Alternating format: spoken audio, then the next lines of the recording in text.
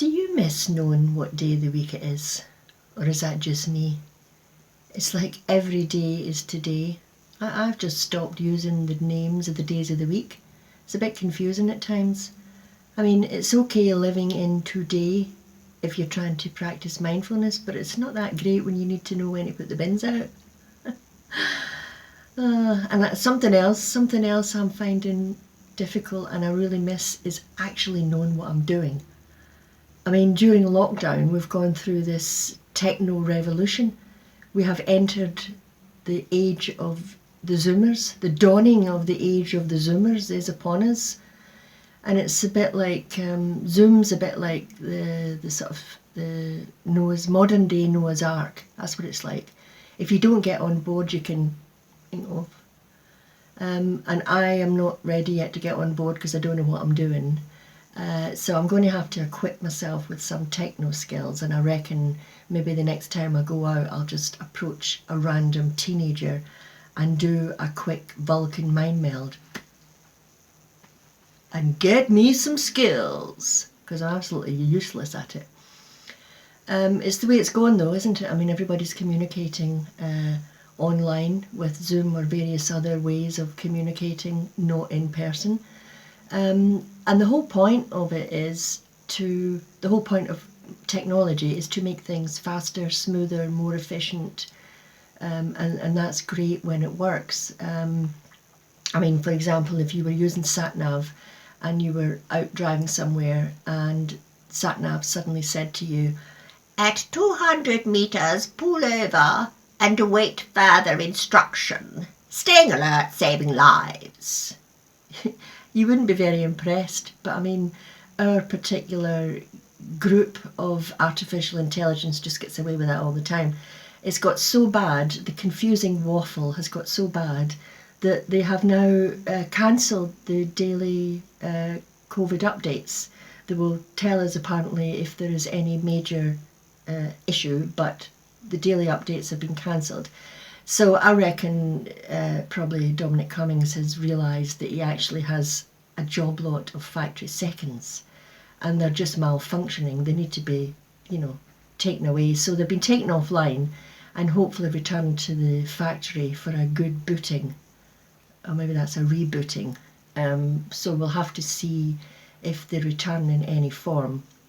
But I think given the performance of the United Kingdom on the world stage, it's definitely time for some sort of makeover, some sort of rebranding, because, Scotland and Wales want to leave the UK, so we can't really use the name United Kingdom anymore. We're not united, and we have the highest death rate from COVID in Europe.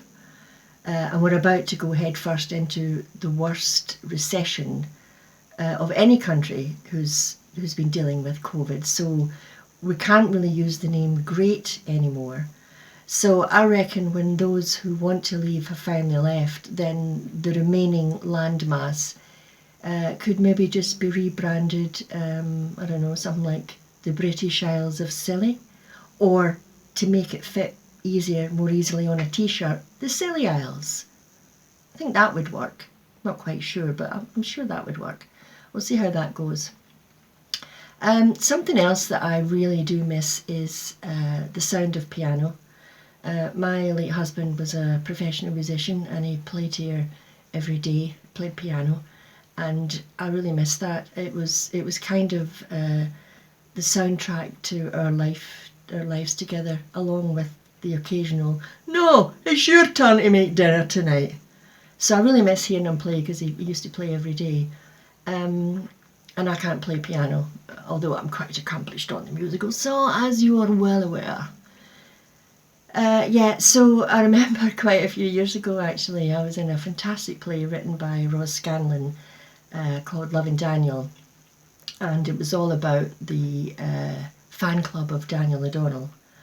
And I had quite a few songs that I had to learn. Now, I'm not a professional singer. Honestly, I'm not a professional singer. I know you'll be shocked to hear that. And I had never sung on a stage before, and I had never sung sober before, so I was quite nervous about learning these songs. And Hugh played these songs over and over and over every day, so I could practice singing and keeping in time with the piano and all that sort of stuff you need to do when you sing sober. And it was quite funny because at the same time he was rehearsing his own set for upcoming rock gigs that he was about to do. And so he was switching from his gigs to classics like "There's always a fire in the kitchen, there's always a kettle on the boil."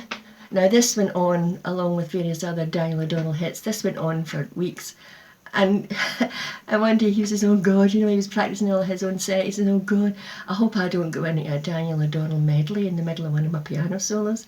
And we had such a laugh thinking about how that might go down with a rock audience. But obviously it didn't happen because he was the consummate professional, darlings, No, it didn't happen.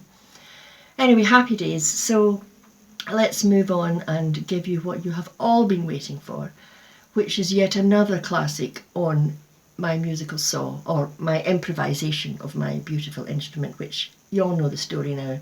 It's in lockdown. Anyway, like the rest of us, we're all in this together. So here is my shortened, edited version of an old classic, Danny Boy. I hope you enjoy it.